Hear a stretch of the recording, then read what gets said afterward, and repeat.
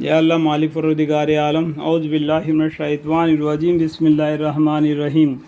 سورہ النحل شروع کرتا ہوں اللہ کے نام سے جو بڑے مہربان نہایت رحم والے ہیں۔ تاسین، دیکھو قرآن کے آیتوں کے صورتوں کے سامنے جس طریقے سے یہ نام آ گئے نا، ان کا معنی اللہ ہی بہتر جانتا ہے۔ تاسین، یہ آیتیں جو آپ پر نازل کی جاتی ہے آیتیں ہیں قرآن کی، اور ایک وجہ کتاب کی، یعنی لوح محفوظ میں سے نکال کے یہ قرآن کو دنیا میں بھیج دیا تھا پیغمبر صلی اللہ علیہ وسلم کے نام پر، وہی کے ذریعہ تھوڑا تھوڑا تھوڑا کر کے۔ یہ آیتیں ایمان والوں کے لیے موجب ہدایت اور مزدہ سنانے والی ہے، مزدہ سنانے والی ہے۔ یہ کیا آیتیں ہے؟ یہ آیتیں ایمان والوں کے لیے موجب ہدایت اور مزدہ سنانے والی ہے، جو مسلمان ایسے کہ نماز کی پابندی کرتے ہیں اور زکوٰۃ دیتے ہیں اور آخرت پر پورا یقین رکھتے ہیں۔ یہ تو ایمان والوں کی صفت ہے۔ اور جو لوگ آخرت پر ایمان نہیں رکھتے، ہم نے ان کے عمل بد ان کے نظر میں مرغوب کر رکھے ہیں، سو وہ اپنے اس جہل مرکب میں حق سے دور بھٹکتے پھرتے ہیں۔ یہ وہ لوگ ہیں جن کے لیے مرنے کے وقت بھی سخت عذاب ہونے والا ہے، اور وہ لوگ آخرت میں بھی سخت خسارہ میں ہیں کہ کبھی نجات نہ ہوگی۔ اور آپ کو باقین ایک بڑی حکمت والے علم والے کی جانب سے قرآن دیا جا رہا ہے۔ دیکھو کیا بولتے ہیں، اللہ تعالیٰ بڑی حکمت والا ہے، بڑا علم والا ہے، ایسے جانب کے طرف سے، ایسا اللہ ہے اس کے طرف سے قرآن دیا جا رہا ہے۔ لہذا آپ ان کے انکار سے غمگین نہ ہو جیے۔ جو قرآن آپ پر نازل ہو رہا ہے، جو آپ دوسروں کو، جو دنیا والوں کو قرآن کے ذریعے دین کی طرف دعوت دیتے ہیں، وہ لوگ دین کے اندر اسلام کو قبول کرنے کے لیے، آپ کو پیغمبر کو ماننے کے لیے انکار کرتے ہیں، تو آپ غمگین نہ ہوجیے۔ وہ انکار کرنے سے آپ غمگین نہ ہوجیے، کیونکہ آپ کے اوپر یہ فرض، یہ واجب نہیں کہ ان سب کو مسلمان بنا دے۔ آپ کا کام ہے اللہ تعالیٰ نے جو حکام آپ کے اوپر نازل فرمایا ہے ان کے کانوں تک پہنچا دے۔ یہ بس، مانے نہ مانے۔ اس وقت کا قصہ یاد کیجیے کہ جب کہ موسیٰ علیہ السلام اپنے گھر والوں سے کہا کہ میں نے آگ دیکھی۔ دیکھو یہاں پر کیا گیا، اور موسیٰ علیہ السلام کا قصہ آ گیا۔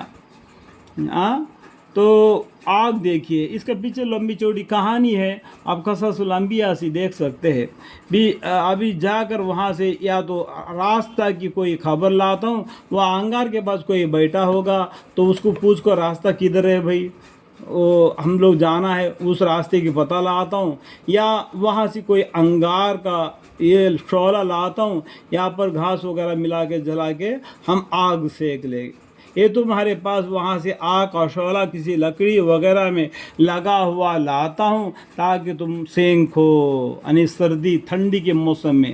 سو جب اس کو آگ کے پاس پہنچے تو ان کو من جانب اللہ آواز دی گئی جو اس آگ کے اندر ہے، یعنی فرشتے، اور وہ آگ نہیں، یہ فرشتے ہیں، ان کے نور سے وہ چمکاٹ آگ کے جیسا معلوم ہو رہا ہے، یعنی فرشتے ان پر بھی برکت ہو، جو آگ کے اندر جو آگ کے جیسا دکھائی دے رہے، جو فرشتے نور کے، ان کے پر بھی برکت نازل ہو، اور جو اس کے پاس ہے یعنی موسیٰ علیہ السلام، ان کو بھی برکت نازل ہو، اس پر بھی برکت ہو۔ اور رب العالمین پاک ہے، اللہ تعالیٰ پاک ہے، ان دنیا جہان والوں سے الگ ہے۔ اللہ اکیلا ہے۔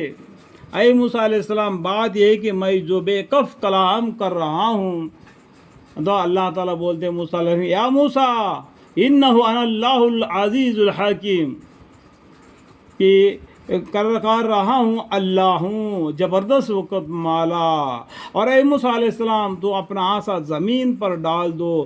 سو جب انہوں نے اس کو اس طرح حرکت کرتے دیکھا جیسے سانپ ہو، تو پیٹ پھیر کر بھاگے، ڈر کے مارے۔ سانپ ہونے سے کوئی بھی ڈرتا ہے نا، وہ تو ایک تو اژدھا ہے، تو اسے اور بھی ڈرنا چاہیے، تو پیٹ بھر کر بھاگے۔ भाव तो अल्लाह ताला की तरफ से ये हुक्म हुआ, मुड़ कर भी ना देखा। इरशाद हुआ अल्लाह की तरफ से, ऐ मूसा अलैहिस्सलाम डरो नहीं। हमारे हुजूर में यानी खलकत नबूवत अता होने के वक्त, यानी पैगंबर के जो आपके ऊपर नबूवत अता करने के वक्त पैगंबर नहीं डरा करते, जब कोई गलती हो जाता है तब डरा करते हैं। लेकिन आपको पैगंबरी दी जा रही है, उसका मौजदा बतला दिया रहा है, इस टाइम पर आप डरना नहीं चाहिए। आपको पैगंबरी अता हो रहा है, पैगंबर नहीं डरा करते। हाँ, मगर जिसकी कोई कसूर हो जावे, फिर बुराई हो जाने के बाद बजाय इसके नेक काम कर ले, यानी तौबा कर ले। कभी भी गलती हो जाता है तो एक नेक काम कर लो बोलते हैं। नेक काम का मानी क्या है? तौबा इस्तग़फ़ार कर लो, ताकि अल्लाह ताला उसकी गलती को माफ़ फरमा दे। जो दाहिने बाएं जो फरिश्ते हैं, नाम आमाल को लिखने वाले, नेकी और बदी का फरिश्ता, उसको लिखने से वो टिकते हैं, तौबा करने से वो गुनाह को नहीं लिखे। यानी तौबा कर ले तो मैं मग़फ़िरत वाला, रहमत वाला हूँ। फ़इन्नी गफ़ूरुर रहीम। अल्लाह ताला कौन है? गफ़ूरुर रहीम है। और तो अपना हाथ अपने गिरबियान के अंदर ले जाओ और फिर निकालो तो वह भला किसी अब आइब यानी भला किसी मरज बरस वगैरह के रोशन होकर निकलेगा, जैसा चांद के जैसा रोशन होकर निकलेगा। जो बाएं हाथ दाहिने बगल के अंदर ले लेगा तो ये दो मौजदा है, वो लेके चले जाओ और फिर उनको दीन इस्लाम की तरफ दावत दो। और भी वो नहीं मानने पर अल्लाह ताला ने और भी मौजदे, 9 मौजदे दिखाए। 9 मौजदे क्या है आप कुरान में भी देख सकते हो और क़ससुल अंबिया में भी पढ़ सकते हो। क़ससुल अंबिया 170 पर 1 पेज से लेके 177 पेज तक इसके बारे में लिखा हुआ है। 9 मौजे में से जिनके साथ तुमको फिरौन और उसके कौम की तरफ भेजा जाता है, क्योंकि वो बड़े हद से निकल जाने वाले लोग हैं। बड़े हद से निकल गया, वो खुद ही मैं अल्लाह हूँ, मैं अल्लाह हूँ, मेरी इबादत करो। इस तरीके से लोगों को गुमराह कर दिया। गर्द उन लोगों के पास जब हमारी देखे आगे दिए हुए मौजा पहुँचे जो निहायत ही वज़ा थे, तो हम लोग उन सब को देख कर भी बोले ये सरिया जादू है, अल्लाह मग़फ़िर। और गज़ब तो यह था कि जुल्म और तकब्बर की राह से उनके मौजात के बिल्कुल मुनकर हो गए। ऐसे मौजात अल्लाह की तरफ से 9 मौजा आए, फिर भी उनसे मुनकर हो गए, हालांकि उनके दिलों ने इनका यकीन कर लिया था। सो देखिए कैसा बुरा अंजाम हुआ उन मुफस्सदों का। देखो मरते वक्त तो जब पानी में डूबते वक्त तो फिरौन ने कहा कि या अल्लाह मुझे माफ़ कर, या अल्लाह मुझे माफ़ कर। देखो हायत ज़िंदगी में तो इतना मुआवजा तुम्हारे पास आने के बाद भी मैं अल्लाह हूँ भर के आकड़ कर रह गया। जब पानी में डूबने के मारता है उस टाइम पर बोलता है या अल्लाह मैंने ईमान लाया, मैंने ईमान लाया। या अभी तुम्हारी ईमान लाना कहाँ से नसीब होगा? तुम्हारी लाश को क़यामत तक के लिए